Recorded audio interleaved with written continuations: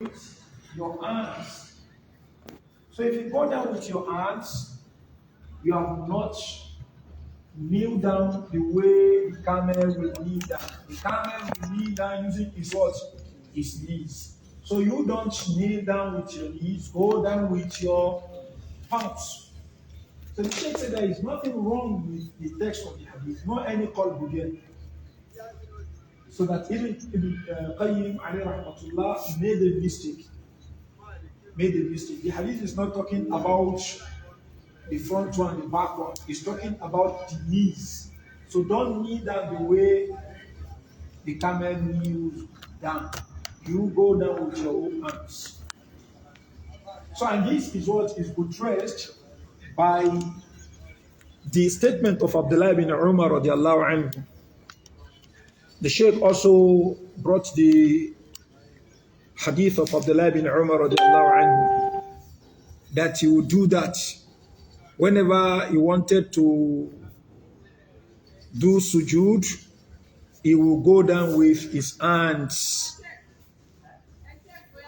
And he said, I saw the Messenger of Allah sallallahu alaihi wasallam doing this. We know the author said that Al-Bukhari reported it mawqufan, that is as an action of Ibn Umar. But in this, that Sheikh Al-Albani alayhi rahmatullah authenticated in Tamamul Minna, Ibn Umar ascribed it to the Prophet sallallahu alaihi wasallam, which means it is authentic, mawqufan, and it is also authentic, marfu'an.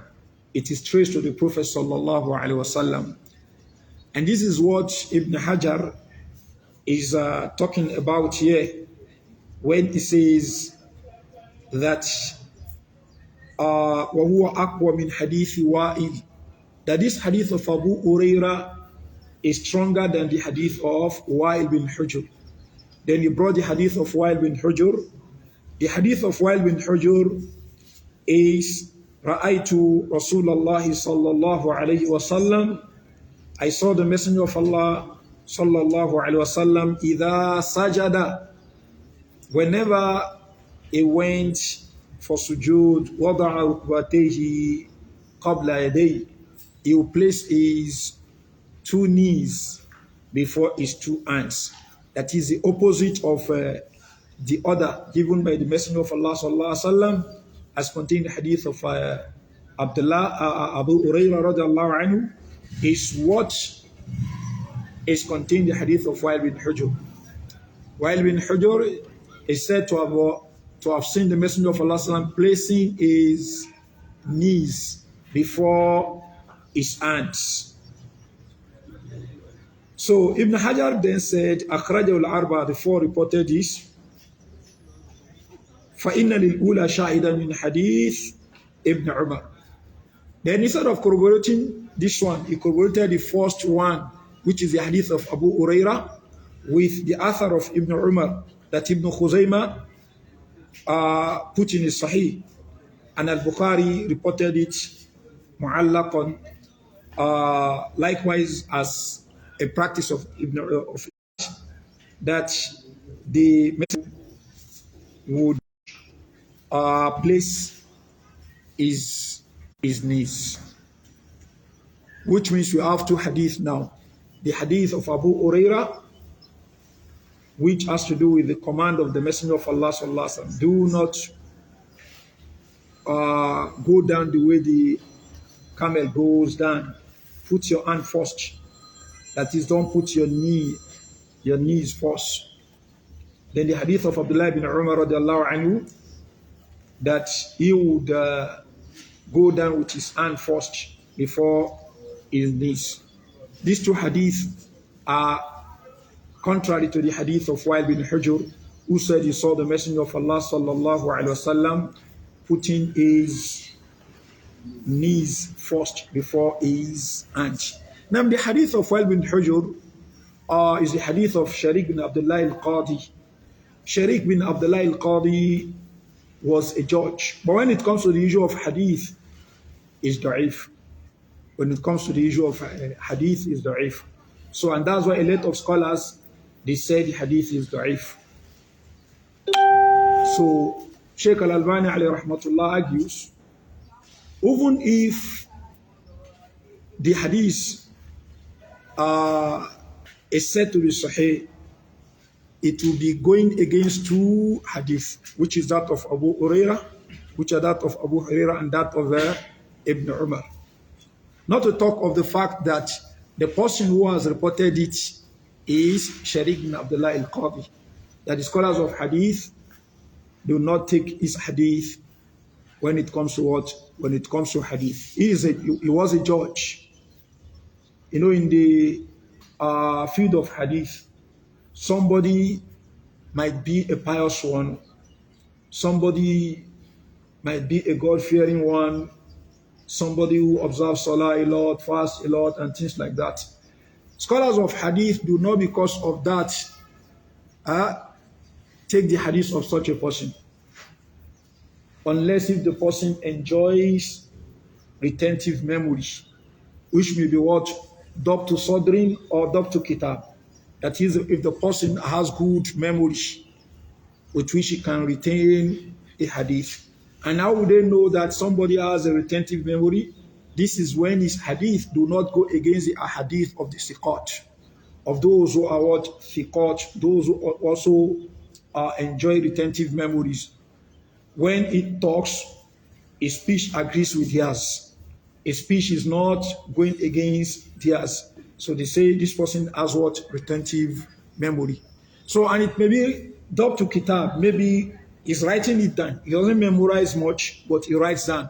When he writes down, he keeps his book from being tampered with by any person that can tamper with the book. So, in the field of hadith, that somebody is a God-fearing person, somebody enjoys, prays a lot, fasts a lot, performs hajj a lot. Scholars of hadith will not say the person is sick because of that. They may say the person is what? Is abd. That is somebody who is not a fasik. It's not a sinful person. But because somebody is not a sinful person, that doesn't make them what? Say his hadith is what? Is authentic, or his hadith is what? Is accepted. He enjoys retentive. But only that is not enough to say somebody is thicker, according to the scholars of hadith. At times, if somebody is thicker, that is, a person enjoys retentive memory, he keeps his book well, they prefer that at times to somebody who has some words, some bid'ah. Somebody may have some bid'ah in him. As long as his bid'ah is not the type that make people lie. Because if somebody tell lies, according to the scholars of hadith, that is the greatest disparagement that can happen to somebody. Once they say this person is a liar, that means he's a sinful person, he's a fasik, so they don't take his hadith. Once they say he's a liar. But maybe the person commits one sin or the other, not lie. Maybe he does one bid'ah or the other, not lie. They may still manage his hadith if he enjoys what? Retentive memory. But they won't take his hadith at all, even if he enjoys retentive memory, if it is confirmed that what? Is a liar.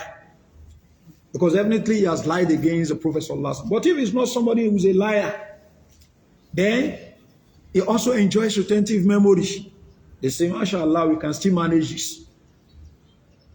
You can still manage it. Even if the person has one bid'ah or the other, that is not the one that takes one out of the fold of Islam.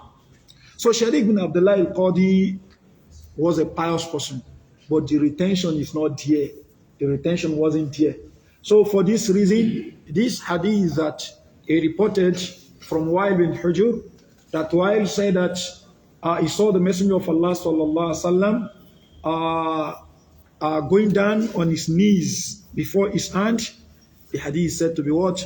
Is said to be da'if by a lot of scholars of hadith. Unlike the hadith of Abu Hurairah, the reporters are thiqat. But Ibn Qayyim alayhi rahmatullah misunderstood, so to say, the text of the hadith by saying definitely there must have been a kind of qalb, inversion in that hadith, in the text of the hadith now, Because he said, فَلْيَضَعْ يَدَيْهِ قَبْلَ رُكْبَتَيْهِ. He should put down his hands before his two knees. Ibn Qayyim said the hadith should have been what? He should put down his two knees before his two hands. He should put down his two knees before his two hands. He said what? Because when the ba'ir is going down, it's going down with the front legs. When the ba'ir, the camel is going down, it goes down with. So when you as a human being, you are also going down with the front hands, you are like being like the ba'ir. The other scholar said, no. We are looking at the knees. Where are the knees of the camels and where are the knees of human beings? The knees of the camels will be what? In front. The knees of human beings will be behind. So you should not kneel down the way the camel kneels down. That is, do not put your knees down. The way the camel will put his knees that are in the front down. So your own knees is at the back. Don't go down with the knees. He said that is the meaning of the hadith. There is no any inversion in the hadith. Some scholars, they try to reconcile between the two. They say what the Messenger of Allah sallallahu alaihi wasallam was talking about, فَلَا يَبْرُكَ مَا يَبْرُكُ الْبَعِيرِ. It's not the issue of which one goes down first. Is it the front or the back that goes down first? The issue is what? When the camels also is going down, you hear the sound. So you should not treat yourself like what? The camels, that you just go down and eat. If it is your hand, you eat it on what? The ground, or if it is your knees, you eat it on the ground. Just go down gently. And now we look at the one that is easier to go down gently, it will be with the hands. But if you go with your knees too, the most important thing is that don't go forcefully. Some scholars said this is what the hadith is talking about. Some said what the hadith is talking about, that is trying to reconcile the available evidences. They said what it means is that for somebody, for the fact that they said the Messenger of Allah will go down with his knees, so going down with the hand would be for somebody that maybe have some ailment and the likes. But wallahu alam, as I said earlier, the issue is very simple. None of the scholars have said that if you go down with the hands, you have no salah. If you go down with the knees, you have no salah. They are just talking about which one is the sunnah. They are not saying what you have no salah. But wallahu alam, I think going down with the hands is more correct. But this is not an issue that one will be rigid on. So when you see somebody doing the other one, you say the person does not understand the sunnah. I think things like this in the past, brothers have disagreed seriously over them, that you see people abusing one another over which one should go down first. Is this, is that? Or when you raise your head from ruku, should you place your hand, your right hand on your left hand, or you should put it by your sides? Things like this, people argued about them in the I think early 2000 and the likes. So serious and heated arguments. So these are minor issues that should not split us, but we try to know which one is what is the closest. You say what, Rai Sawab, my opinion is Sawab is correct, but you should also add Yahtamil al-Khata, it may be wrong. Warayuka Khata, your own opinion is wrong according to me. وَيَحْتَمِلُ الصَّوَابِ, though it may be right, but I see it to be wrong, and mine is correct. I may be wrong, you may be right. So this is as far as the hadith is concerned. So inshallah we stop here. Subhanaka wa bihamdik, ashhadu an la ilaha illa ant, astaghfiruka wa atubu ilayk.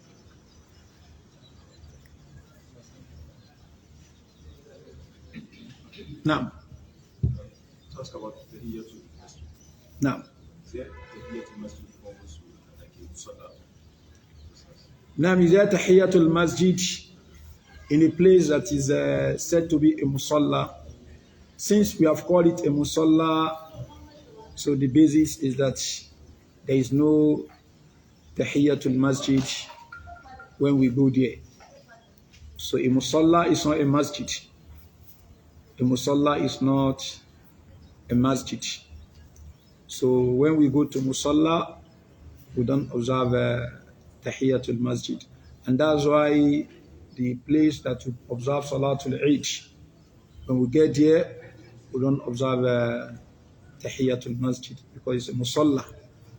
So there is no tahiyatul masjid in musalla. What you may have in musalla is maybe you have just performed ablution. So you may pray 2 rakah of ablution. That is after completing your ablution. Anywhere you enter, you may observe what? 2 rakah.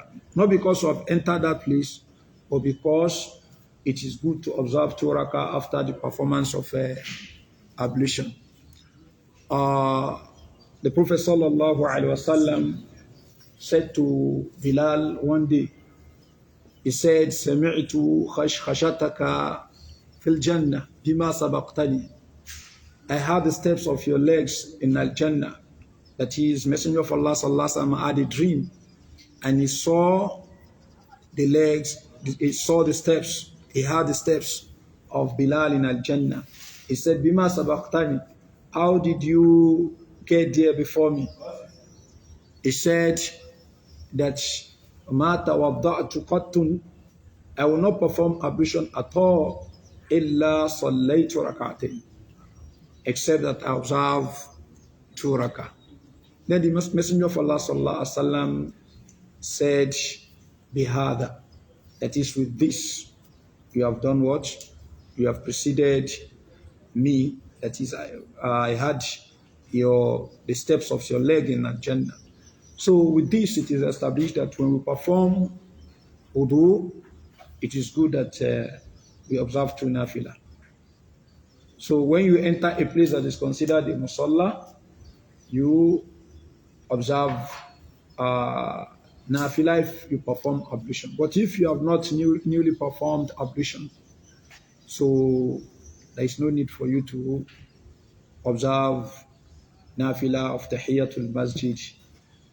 Allahu a'lam. Now. I want to ask 2 questions. Okay. The first question is, someone is praying and is observing the salah. So when the phone is ringing, so the person now bends down to cancel the is the rakah still valid or yes? Now what is correct is that the one who is in salah and his phone rings and he bends to pick the phone, the person has lost that salah. Unless if the person is a jahil, that is the one who doesn't understand the ruling of what he has done, this may be overlooked. But if the person knows that you are not allowed to go down when you are in standing position in salah, then you go down, you want to come up again. If the one, that person understands that, he has no salah. He has no salah. What should he not do? It is good that he bends down to pick it and considers his salah terminated instead of disturbing the peoples. And when he picks up the phone, he switches it off, pending the time that you will complete the salah and watch. So and that's why it's not advisable that you put your phone that is on the floor while you're in the masjid. You are in the sufuf. It's not advisable because your phone is likely to ring, and when it rings, it's either you say you are maintaining and observing taqwa of Allah, you won't pick it, and with that you'll be distracting the attention of the imam and disturbing others. So it is good for you to commit the lesser evil, to terminate your own salah, pick it, then you do the needful, and you start your own salah afresh. You join them again. That is preferred than leaving it ringing, and it will be disturbing the imam, disturbing the ma'mumun. So if you know you are not going to switch off your phone, it is good you put it in your pocket. And immediately it rings, you bring it out, do the needful. Do the needful. So Allah Alam. The second one is, at times even on Jumah, maybe the Mosque is better than after people have contributed money, donation. So at times people come and want to take cash for transfer from those that are collecting the money. I want to say that kind of transaction is a transaction that can be done in the mosque, or they have to do it outside the mosque. Now, when we are exchanging money, so to say, you want to do transfer to somebody and take cash from the person, this should not be done in the masjid. It does not really matter that this is being done with the money gathered as donations for the mosque. The one in charge of it should not be exchanging money for people with people inside the masjid. They should do this outside the masjid. So when you exchange money, you are buying and selling. You are buying and selling when you exchange money. So when they treat the issue of what money exchange, it falls under al-buyur, buying and selling. If I give you this phone now and you give me your own phone, we exchange the phone. What you have done is al-bay'. What you have done is what? Al-bay'. So only that it is not money, it is not currency, but you have done bay'. I've given you my phone, you have given me yours. So we have exchanged, we have done bay'. So it is not allowed to do it. So we go outside the masjid to do that. So Allah. سبحانك اللهم وبحمدك أشهد أن لا إله إلا أنت أستغفرك وأتوب إليك